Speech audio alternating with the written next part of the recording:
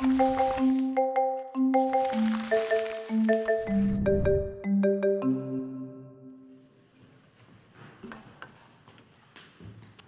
good morning and happy Pride. My name is Micah Melody Taberner, and I'm so thankful and grateful that you invited me here today. So thank you so much for having me. I'm the Director of Community Engagement and Transmission Ministry Collective, and we are a community created by and for trans people, dedicated to the flourishing of trans Christians in our communities. And as we're here in this Pride Month, I was just reflecting, I always really love Pride. It's something that I look forward to every year. Actually, in San Diego, though, we don't celebrate our Pride until July. That's when we have our Pride Parade and our Pride Festival, because we like our sun.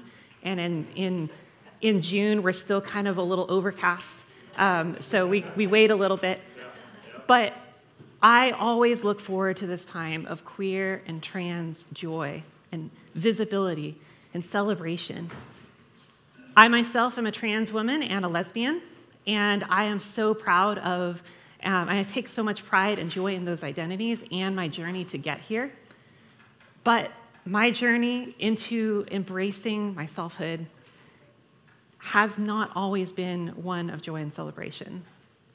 As is the case for many queer and trans people whose lives have been shaped by a conservative Christian community, my journey into selfhood has been one of struggle, of tears, of anger, sometimes even yelling at God. I'm reminded that Pride, at its very beginning, was a protest. Pride has always been about struggle. It's always been about pushing to exist. It's always been about persistence. At least for myself, and I would imagine for many others, my journey into embracing my womanhood was one born through struggling and wrestling with my understanding of self, my relationship with my community and the people around me, and my connection to God. So today, I would like to share with you a little of my own journey into my womanhood, as well as a passage in Genesis that has given me courage and to embrace my own agency, joy, and belovedness as a daughter of God. So if you're comfortable, I invite you to pray with me as we begin. Spirit of God, I thank you for your presence with us today. May you speak to us in the ways that we need to hear from you. And I pray that anyone who finds themselves in a place of questioning their gender or is feeling afraid of how others might respond to their identity would feel permission and invited to persistently wrestle with you. Amen. Genesis chapter 32, verses 24 through 31. Now Jacob was left alone, and a man wrestled with him until daybreak. When the man saw that he did not prevail against Jacob, he struck him on the hip socket, and Jacob's hip was put out of joint as he wrestled with him. Then he said, "Let me go, for the day is breaking." But Jacob said, "I will not let you go unless you bless me." So he said to him, "What is your name?" And he said, "Jacob." Then the man said, "You shall no longer be called Jacob, but Israel, for you have striven with God and with humans and have prevailed." Then Jacob asked him, "Please tell me your name." But he said, "Why is it that you ask my name?" And there he blessed him. So Jacob called the place Peniel, saying, "For I have seen God face to face, yet my life is preserved." The sun rose upon him as he passed Peniel, limping because of his hip. So about a year after I had begun my own wrestling journey into theological self-affirmation, I was set up in my favorite coffee shop in San Diego for a time of prayer and devotional. And I found myself drawn to this passage in Genesis 32.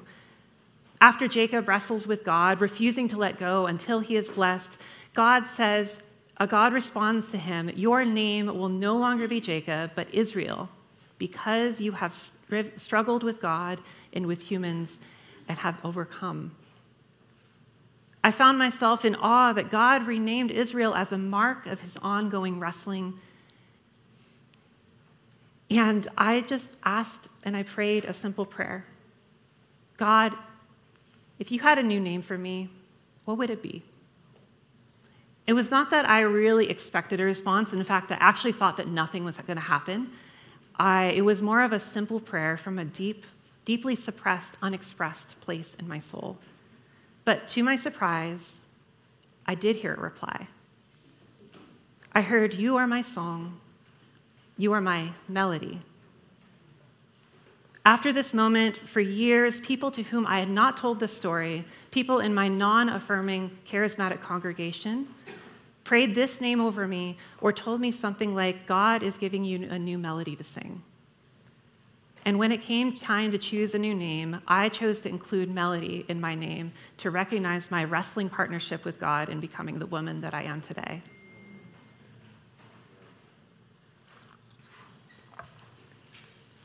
Naming is a creative act. In Genesis 32, God renames Jacob to Israel and completely recreates his identity. But to fully understand the transitional and transformational nature of this moment, we have to look at the origin of Jacob's name, as well as the journey and the path that it set him on. So before this point, Jacob's life was entirely defined by his name, an identity that he did not choose, but was rather given to him at the moment of his birth. Earlier in Genesis chapter 25, we are told that Jacob was born grasping at his brother Esau's heel. Jacob actually literally means he grasps at the heel, or he supplants. From this one moment of perception, this one tiny moment where the adults in Jacob's life noticed this thing about him, they named him this, and his entire life was defined and set out before him. And Jacob also lives up to this expectation that he be deceptive, conniving, and always pitted against his brother. Taking advantage of his brother's hunger, later in the same chapter, we see that Jacob convinces Esau to try to sell him his birthright.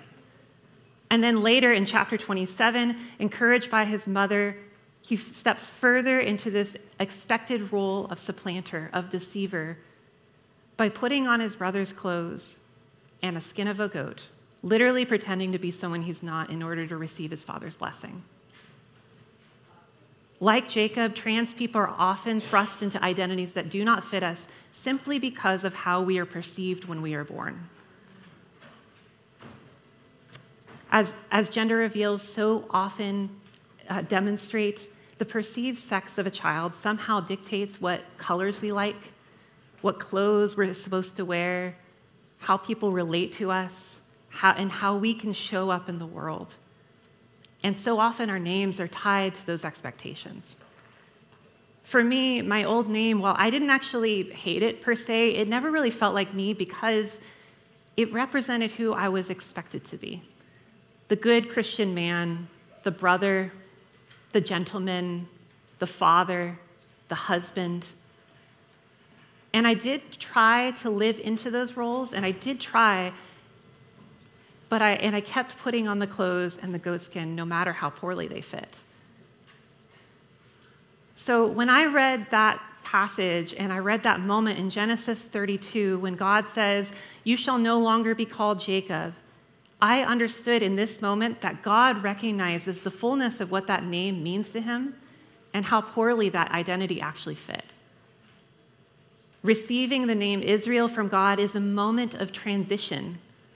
It's a moment of resurrection, of transformation and rebirth. However, this name change doesn't happen without Israel's participation. Through persistent wrestling with God through the night, as well as in all those moments that I imagine that he was struggling with the identity of supplanter that was put on him,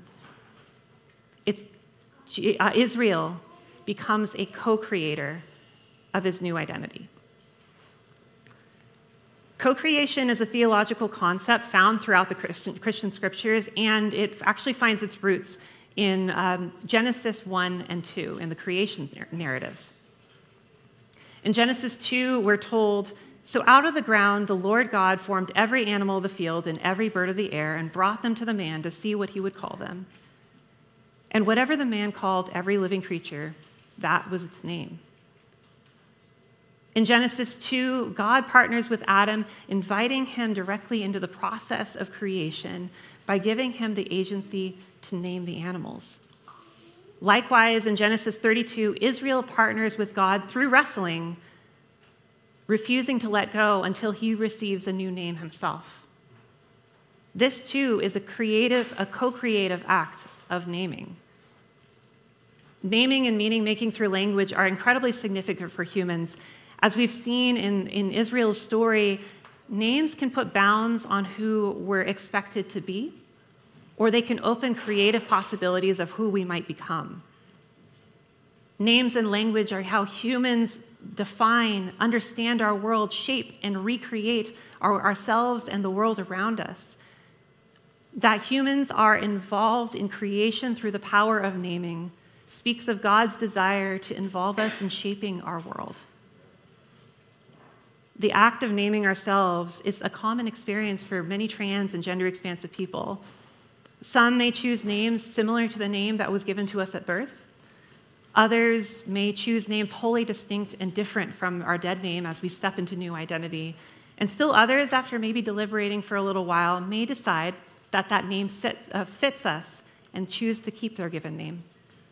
But regardless of the name chosen, picking a name empowers trans people to self-define and to claim agency.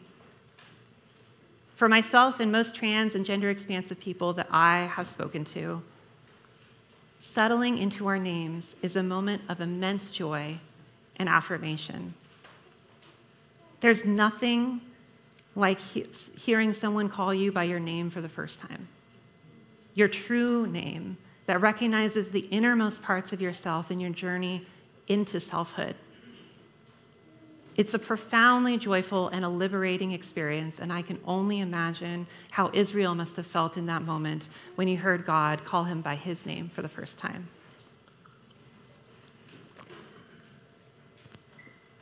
But the co-creative process is not one of internal identity and linguistic possibility. It's not only that. Co-creation also brings lasting embodied transformation as well. In addition to choosing new names, trans people also co-create our bodies and how we express our gender to the world. One of the greatest gifts for many trans and gender-expansive people is something known as gender euphoria. Gender euphoria is a term that originates in online communities to refer to the feelings of joy, congruence, and wholeness that individuals experience when they're seen for who they truly are. Gender euphoria arrives when individuals take steps to align their bodies and gender expression with their gender identity, a creative process that is often referred to as transition. Whether it be changing name and pronouns, as mentioned earlier, changing which clothes we wear or how we express ourselves in the world, starting hormone replacement therapy, or seeking gender-affirming surgery. Through transition, trans people moved toward increased life and joy. Like Adam, Israel, and all of humanity, transgender and gender-expansive people are created in the image of a creator, and we are invited to participate in the ongoing act of creation. We are giving agency to name, to shape, and to bring about the flourishing of ourselves, our bodies, and our world. Of the creative call on transgender people, Justin Sabia Tanis writes, "We are called to be artisans of our own lives and bodies.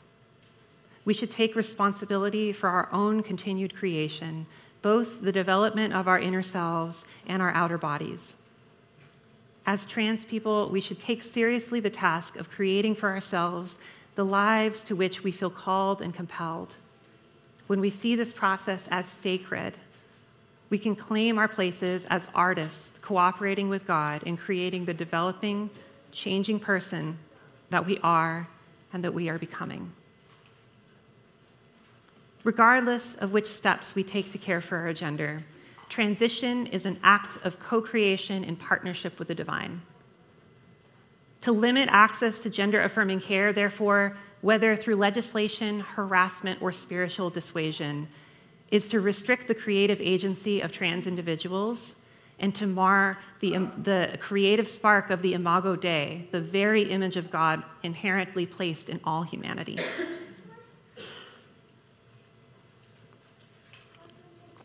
I want to return us to Genesis 32 one last time and recognize the most uncomfortable and yet also one of the most validating parts of this narrative for me.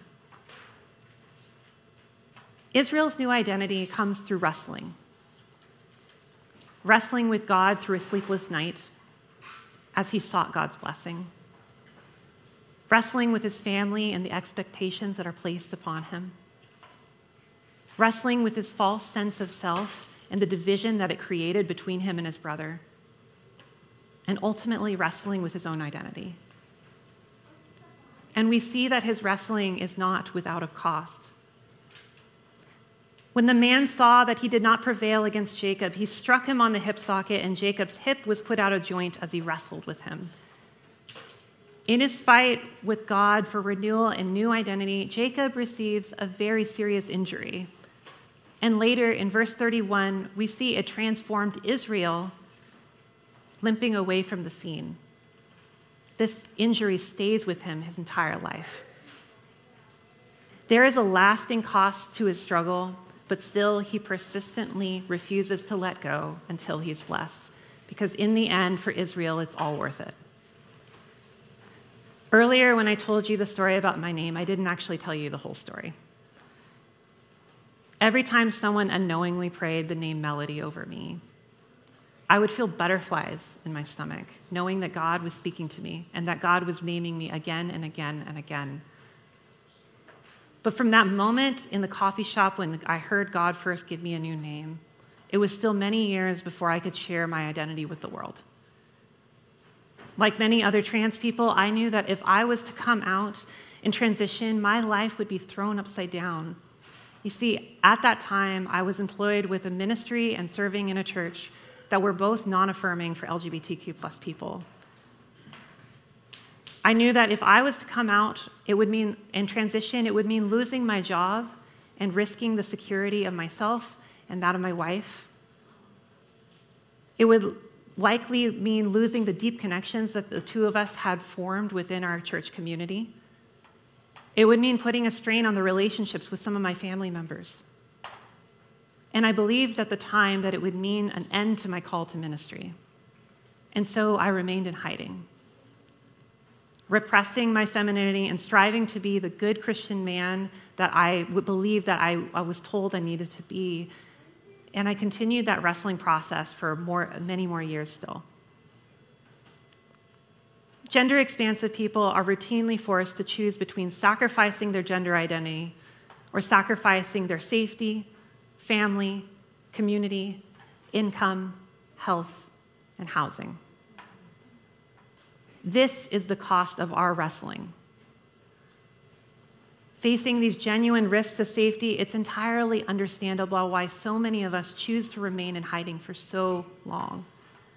And yet, while we are hidden, while we continue to wrestle with ourselves, our communities, and with God, Jesus gently and compassionately calls trans people outward and forward into our new names to co-create our new identities with him.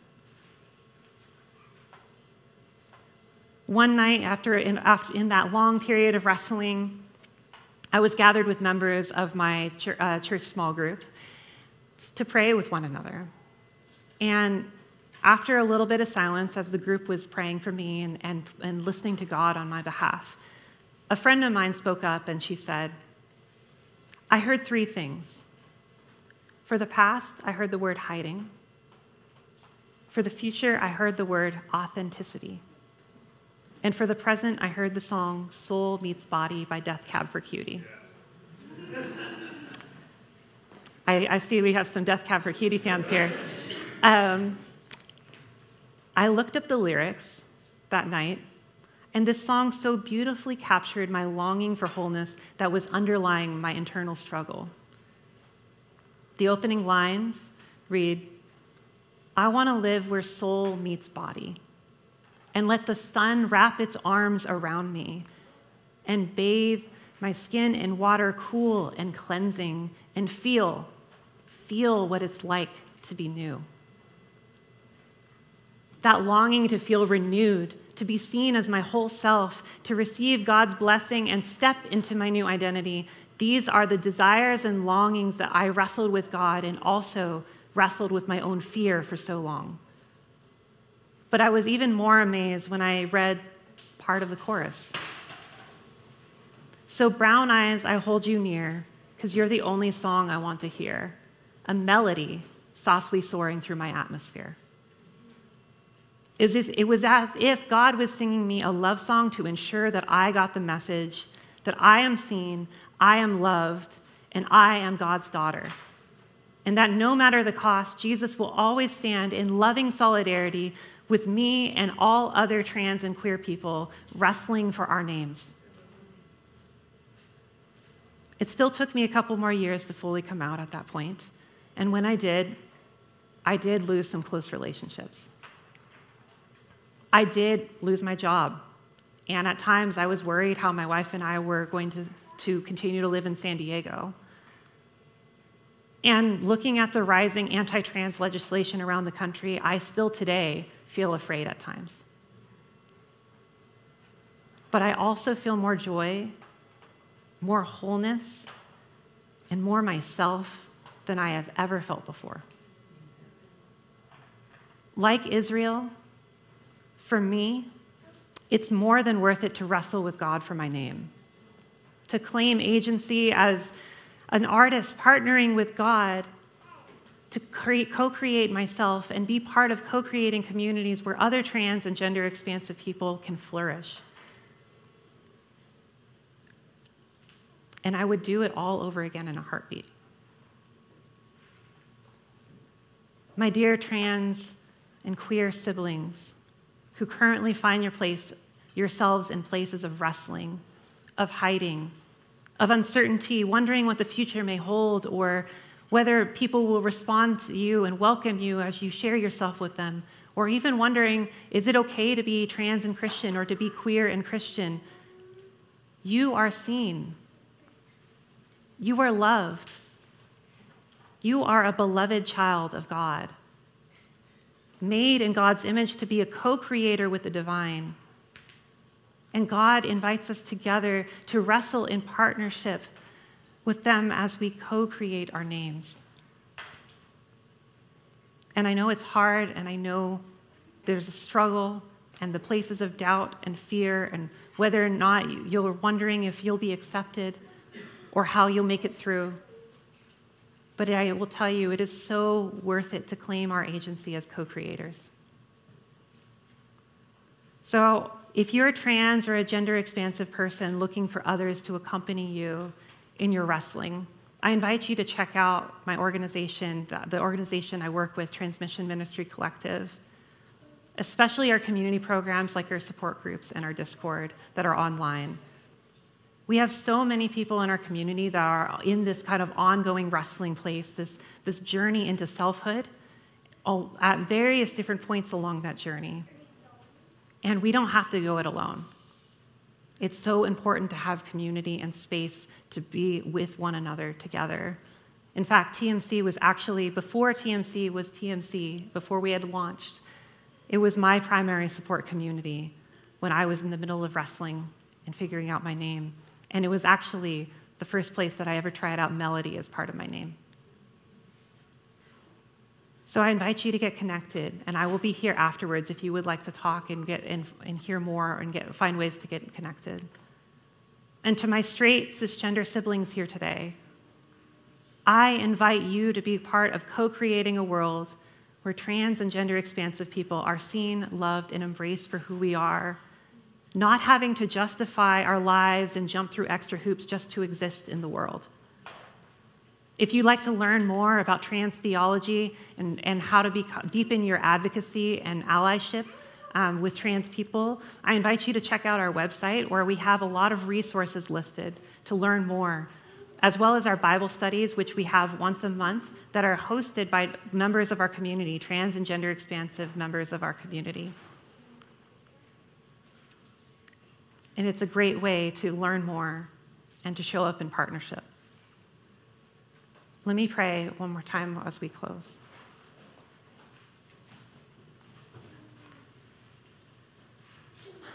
God, thank you so, so much that you invite us to be a co-creator with you. That you invite us to partner with you in co-creating ourselves and our world. And Lord, I pray for every single person hearing this message here or online that is feeling a sense of, that is in that place of questioning gender or questioning their sexuality and wondering whether or not you accept them. God, would you reassure them right now that they are seen, they are loved, and they are your child, and you love them so deeply. God, give us all the courage to co-create a world where every person may flourish. Thank you once again for your presence with us today. Amen.